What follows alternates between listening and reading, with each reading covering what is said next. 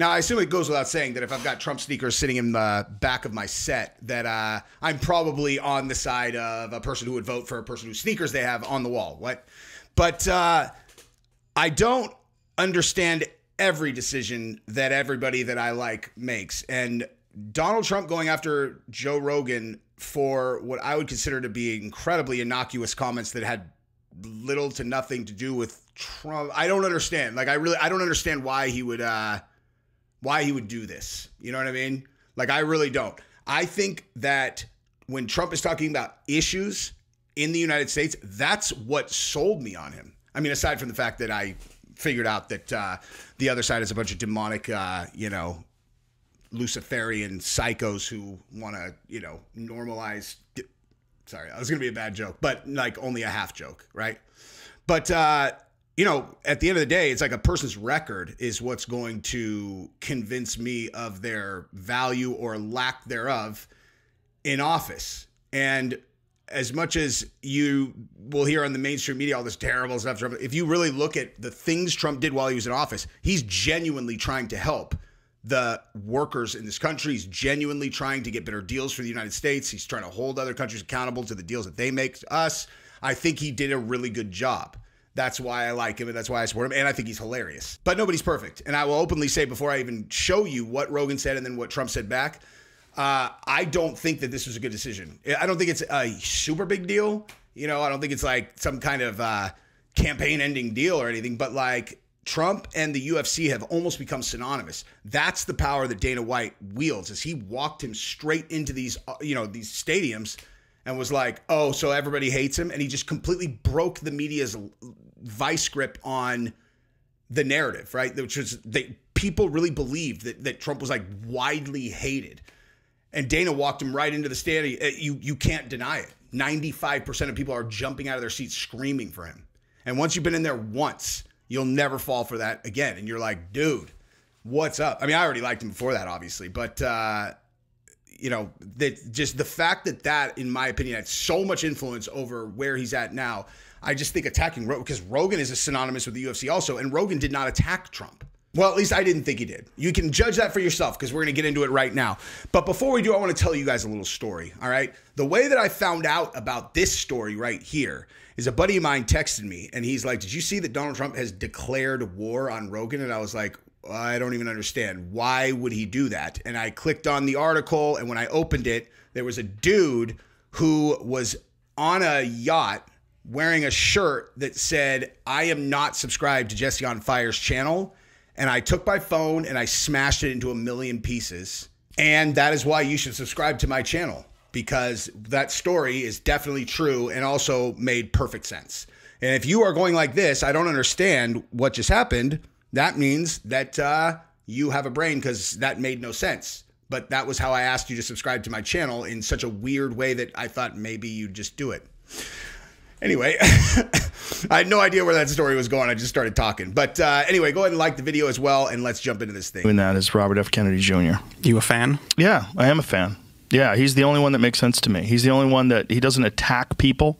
He attacks actions and ideas, but he's much more reasonable and intelligent. Welcome back to Joe Rogan Discovers the Internet. Okay, I mean, that could kind of get interpreted as an attack. If I were Trump, actually, I take that back, actually. I think I would take that as an attack if I was Trump, to be honest with you. Especially right after I just got shot for the country. In all honesty, actually, I am rethinking the way that I interpret that right this second. And I will leave this in and I won't edit it before, because I like for you guys to know that I am very willing to have my mind changed based on new information. I would have taken that as an attack. Maybe not an attack. I would have taken it personally if I was Trump. But listen, let's move on to this really important point that has everything to do with how Trump reacted to this, in my opinion. So Patrick Bet-David went on Joe Rogan's show, and he is trying to talk Joe Rogan into endorsing Trump, and I think he makes very good points. And we're going to discuss exactly what happened in this little incident here right afterwards. Yes, with him, you're helping the establishment, and you're helping a guy named Joseph Biden. I think you're helping that person. You're helping Joseph Biden win by not interviewing Trump. Did you come on this podcast specifically to try to get me to interview Trump? No, you brought up Trump multiple times. I never brought it up. It seems like you did. I think you did. I could tell you, Joe, don't go live with this podcast. So obviously, Patrick Bet-David wanted Rogan to have Trump on the podcast. He thought that would be very effective to getting Trump elected. And Patrick Bet-David thinks that that's very important for the country. I agree that having someone who is not from the DNC win is incredibly important. And, you know, listen, dude, like, he's obviously my guy, but I really like RFK also. And I'll get into that in a second, actually. And a little bit later, I want to explain why I would actually consider voting for RFK. And it's not a personal thing. It's not even about specific policies. It's about a very specific thing that I think all of you guys will agree with. I will make that prediction. I know you guys right now, you're all, his record's terrible. I'm not talking about that. Hang tight. But this is actually where I think there is a reasonable amount of criticism to throw at Rogan, in that he did sound like he's endorsing RFK and kind of specifically not supporting Trump. Is RFK is not going to be given a fair shot. We know that, right? Like, we don't live in the democracy we wish we lived in. We live in the world that we have. We live in the system that we have. And in that system, if you are not one of the, you know, primary candidates from one of the two parties, or in very few super random examples like Ross Perot, you get a third party nominee that kind of throws a wrench in it, but they don't win, right? Someone who's going to run from the Democrats, someone's going to run from the Republicans is going to run, and one of them is going to win. That is how the elites have always kept total control over what is the most powerful seat in the world, is they control both candidates. They can't expect to be able to control 10 candidates, but they can always control 2, except until Trump came into the picture. That's why they hate him so much. That's why they're willing to, you know, slander him in the media and then potentially even put a bullet in his noodle, right? But if you live in the paradigm that you do live in, and you ask Rogan, you're like, look, man, do you think Trump would be better, or Kamala Harris or Biden? You know, like the uniparty, constant war. After the virus and all that, I mean, is there a question which side is trying to drive a much scarier agenda? Because I'm speculating, but I'm pretty sure Rogan agrees with me on this stuff, that like they're way scarier over there. And so, of course, if you have the option between the two of them, you got to take this guy. Right? And, you know, if that's the case, and you could acknowledge that, he is so influential and he's so powerful. And the fact that he doesn't want to directly endorse Trump, I understand that. Like, whether I don't even need to know his opinion to know that directly endorsing Trump, if you're Rogan, is a wildly, wildly impactful decision to make. I do think he's completely safe to do that now if he wanted to. But endorsing RFK in that way, if that's what he did, and I'm not saying that that's what he did because I'm going to let him respond here because I actually haven't heard his response, but that could potentially, exactly what Patrick Bet-David was saying, by not having Trump on it, you know, speaking so positively about RFK could end up costing Trump the election, is what I'm saying, just because Rogan is so influential. But here's the thing. So let me take this moment and I'll kill any, lingering suspense about why RFK would be my guy, because it's not going to be a long time, you know, to explain. RFK understands the system from a legal standpoint in a way that I don't believe anyone else that we can trust does, right? Like Trump is a billionaire real estate investor. He understands deals. He understands how to negotiate. He can see people coming when they're trying to pull sneaky stuff. He's outside the system. The people that we don't like don't control him. He's got a lot of positive things going. But when it comes to prosecutorial process, or how you can use the government as a weapon against the corruption that has completely infected our society, RFK is the fucking guy. Like, you want these people to actually see their little empire of evil just kind of get sucked out from under them. It's RFK that's able to do that much more effectively than anyone else, because that's the world he comes from. He's the one who's beaten these gigantic corporations. An environmental, attorney. That's why they started slandering him before he was even on the vax thing. So that's why I would love to see our adversaries get their comeuppance. Anyway, but I'm not voting for him because he's not in the picture. You know what I mean? I'm not voting for he won't win.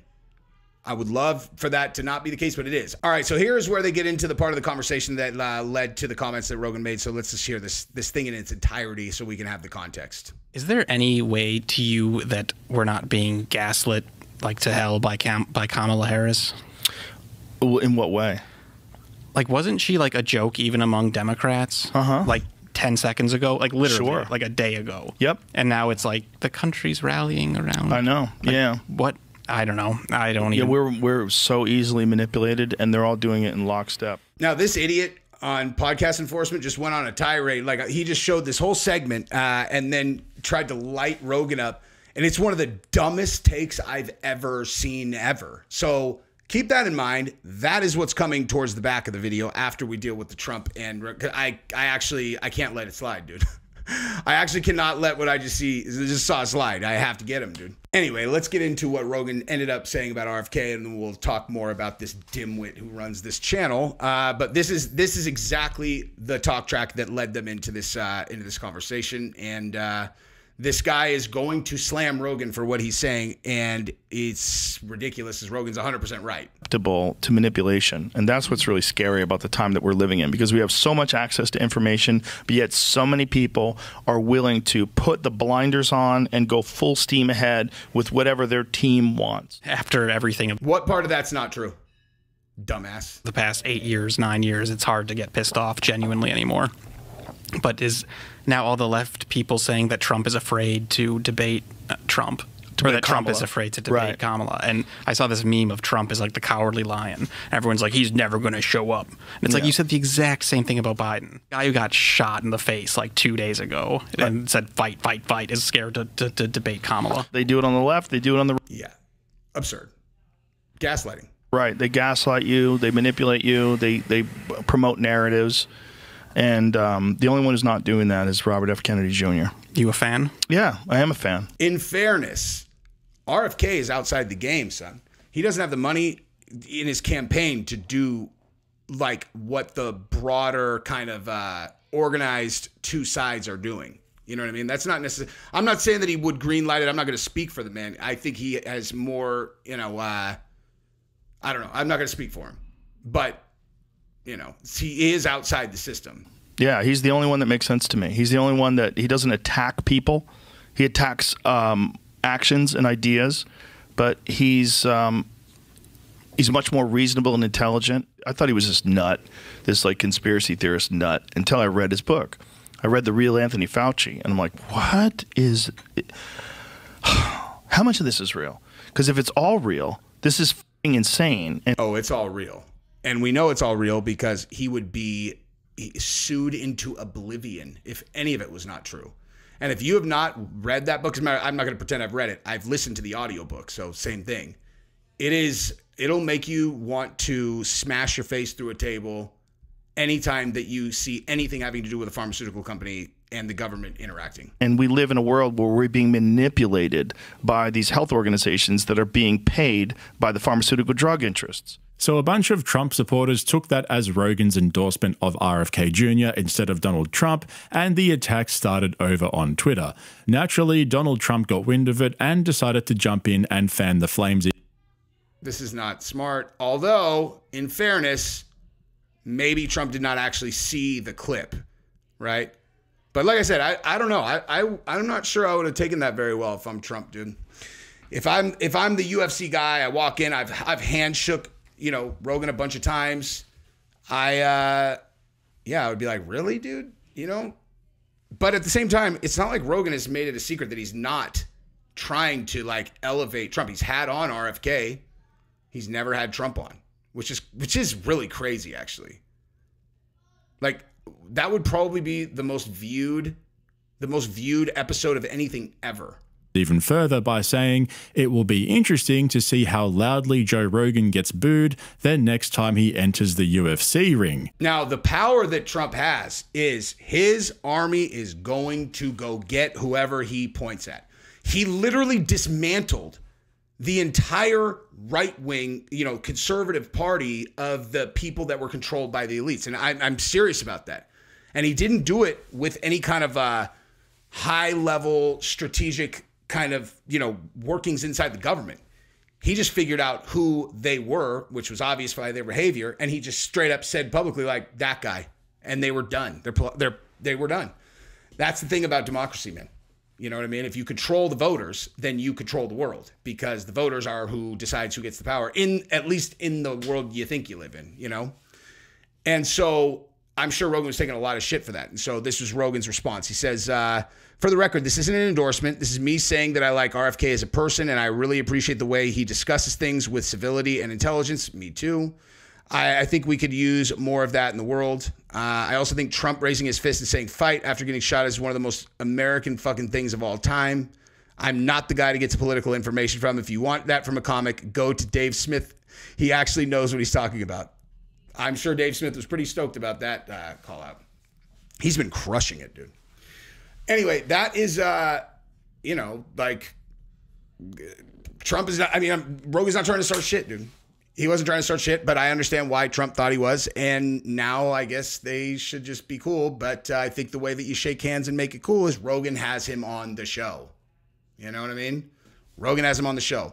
Now, like I said, there is this little clip right here of this dude at Comedy Enforcement talking about something related to the Minnesota state flag. And man, this is hard to watch. So I'm just going to let you guys see it. And then you can watch me react to his whatever you would call this. You know what I mean? So it didn't take long for Boomer Joe to rear his shiny head and bring up the latest Facebook post he read, and Jamie fact-checking Joe is becoming a real problem. Like, it's not the same as it used to be. You can tell Jamie's really just trying to save Rogan from himself at this point. Wait, I'm sorry. What is this show?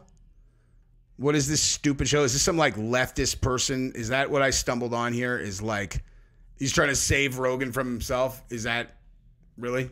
Let's hear, because exactly what that guy said is 100% accurate. I mean, in basically every single episode these days, Rogan will rattle off some video or tweet that he read and run with it as if it's fact, only for Jamie to pull it up moments later and explain what's really going on. I honestly think this is becoming a real problem for them, because recently there was an episode with Michael Malice that I covered, and more than half the stuff Rogan was bringing up was fake, or he somehow misinterpreted it. But even Joe's reactions are different now. It's almost like he's waiting for Jamie to pull him up, and he has this look on his face as if he's just sick of this shit. Take a look at how he handled the whole Minnesota flag situation and you'll see what I mean. Just a quick note, Jamie's audio was really low at the beginning, so I had to boost it as best as I could. So there's a little bit of signal noise in there, but then it gets better. If you can't hear it, he's basically saying there's a bunch of false claims about the video Joe's referring to. He changed the Minnesota state flag to make it look like a Somali flag. Yeah. Oh. You haven't seen that? No. Yeah. Show that video. So the video of him taking down the Minnesota flag and he replaced it with the new flag that looks a lot like the Somali flag. Wow. False claims on that. Oh. But there's a video of him doing it. But I'm seeing false claims. Man, well, okay, well, let's see the video.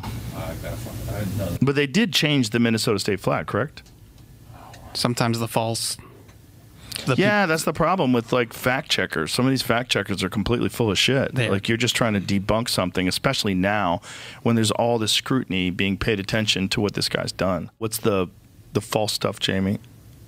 It's not the flag itself, correct? Yeah, I mean, I typed in, I was just trying to even get to it. A whole bunch of stories are popping up. I'll just show you this. Like, no, he didn't give him a Somali flag. No, he didn't change it to resemble Somali. False Somali But state what does flag. it look? Okay, but what does it look like? Okay, same color as Somali flag, a white star, a different white star in it, like the Somali flag. Very different than the original Minnesota flag. And there's the video down below that. That's when he changes it out. All right, ready. Whoa, wait a minute. So he gets the flag, picks it up, moves it out of the way, and replaces it. There, that's better. Is it? Why is that better? I don't know. Why do you care what the flag looks like, first of all? And why do you get to change the flag? How crazy is that the governor gets to change the flag? Is that what happened? I don't know. Usually it's a big event. They let people pick, you know. Right. No, we have a bunch of people that's a high population of Somalis in your state. I would imagine they would want to try to get that flag a little closer to home. Yeah. Did Joe really say, why do you care what the flag looks like, while complaining about what the flag looks like, and then immediately admit that he has no idea what the process was for choosing the new flag? Jamie went on to explain that there was a design committee and submissions were made over a long period of time, so the governor didn't just choose the flag himself overnight. And right. So they had a bunch of contributions from a bunch of people who wanted to make it look like the Somali flag. So it is right, guy. I can't with people like this who's, he doesn't know what he's talking about. Then you show a thing that absolutely does not debunk what he said whatsoever. Yeah, so let me just see if, I'm literally just going to go to the timeline and just pick something at random, and let's see if this dude says anything else dumb that I need to react to, or if I should just end the video. Whoa. Yeah, that's it. Whoa. What? Just for the record. Is that fake? It's not fake, but he was referencing Trump saying that. He didn't say Jesus. He said a stable genius, and that's where the transcription. Let me hear what it says. What did he say? Our army manned the airport. It ran the ramparts. It took over the airports. It did everything it had to do. Oh, okay. Yeah. So you fucked up. Yeah, he did. But I feel like that's you can tell too. It sounds like a little different. He's like, you could tell he like messed up his words, but yeah. He was just, I don't know. Took over the airports. Well, that's the thing about media these days. It's like, right. You got to look into it. Yeah. Yeah, Jamie's getting out of control with the fact-checking, and that reminds me, it's gotten so bad now that Jamie basically cock-blocked Rogan on the podcast this week with theoretical physicist Sarah Walker. Joe was smitten. He finally found a scientist who was willing to listen to his theories and agree with him, and when she disagreed with him, she would do it politely without hurting his feelings. So yeah, things were going well. I think this... Okay, first of all, let me just say this. I personally never trust anything that I get in short form, like Instagram, Facebook, whatever, and that has nothing to do with Rogan or anybody else. I assume that it has been taken out of context in almost every case, because in almost every case when I look into it, it has. You know what I mean? But let's see if podcast enforcement has actually picked up on something that Jamie's like actually acting annoyed or fact check. I mean, honestly, you have to understand that Rogan probably asked Jamie to fact check him. He probably asked him to do that. You know what I mean? Because he gets his balls broken so hard if he says something that's not right. This pathology of materialism, this thing that has possessed so many people where they live their entire lives to acquire things to impress other people. Fucking look at my boat. That's what they're doing. They're just constantly getting better and better things. It does sound boring to you because you're a brilliant woman, but I had this bizarre thought once that ideas are life forms. Oh, sure. I totally agree with that. Really? Yeah. And I narrated the audiobook. Fantastic. Which I love was fun. that. That makes me happy. Yeah. So wait, let me just make sure I understand this. So podcast enforcement just took Rogan saying ideas are life forms, and then she says, I agree, and then he just cut the rest of it, and he's like, look, what an idiot. It's like, I mean, do we get to hear his theory, or you're just going to take a ideas are beings? It's like, look at moron. I mean, I would imagine he probably has some thoughts behind what he's saying. It was kind of funny. I was really like shy about doing it because some people like criticize my voice on like all the YouTube channels and stuff. And I was like, you know what? I'm going to do it. Listen, stop reading the comments. I know. You should never read the comments. Voice. Thank you. But anyway, it's really fun. So wait, Rogan complimented her twice, and so he's smitten and trying to hook it up? Come on. And so straight after complaining about materialism and how people are obsessed with nice shiny things, Rogan started talking about nice shiny things and how cool they are until Jamie ruined it with facts. Hang on. He said he likes watches, and he's talked about this a million times. He likes the fact that they're like handcrafted. I love watches. I absolutely love watches. And it has nothing to do with trying to impress people with the watch. Maybe when I was younger. Now they're beautiful. I think they're beautiful. Anyway. But let's see where this asshole's going. What they've gotten it down to now is extraordinary. But show it the tourbillon movement, because it's bananas. When you see what those look like, and some of these tourbillon watches, they go for hundreds of thousands of dollars. Really? For a watch. Just because of the complexity of the gears. Look at all these gears. I know. I'm trying to like figure out how many gears are actually in it, but it's pretty insane. These sync up. That watch is several $100,000. Wow. Because it is just so insanely complex. It's gorgeous to create. Yeah, but you could do physics with it. So the fact that you're doing this with seconds, and I mean the precision involved in making sure that every gear and every spring represents a second so perfectly with no deviation that it's a half a second over 24 hours. That's bananas. Okay, plus or minus 12 seconds a day. This was saying a tourbillon doesn't. It doesn't improve accuracy. Okay. So the idea is that it's not affected by gravity, but it doesn't improve accuracy. The same gravity-fighting effect as tourbillon mechanism effects been proven that tourbillons offer no more accuracy than a traditional escapement on a wristwatch. In some cases, even less. But it's kind of a nerd thing. Yeah, no, I can see that. People love the tourbillon movements. That's good. Fucking Jamie. Rogan was almost home free. But can we just stop and appreciate that Joe Rogan's watch dealer has fully duped him into believing that his multi-million-dollar mechanical watch collection is more accurate than a $20 Casio watch with a quartz movement. Did you hear what he said, Guy? He didn't say he didn't say he's trying to read time as accurately as possible. He's talking about the intricacy that goes into the complex movement. I know you've never had a good watch and you've never opened it up, or you probably don't even know what he's talking about. Okay, he's talking about the mechanics of a handcrafted device that all fits together, that tracks time with that level of precision. Yeah, a digital one that has a little, microchip in it is cool. That's like, the pinnacle of human advancement. But well, not the pinnacle, but you know what I mean. But the mechanical, this is done with people's hands. Like, people invented this with their hands. It's amazing. Anyway, shut up, podcast enforcement. You can make me your hobby and I'll fuck you right back, dude. Anyway, I love you guys. Bye-bye.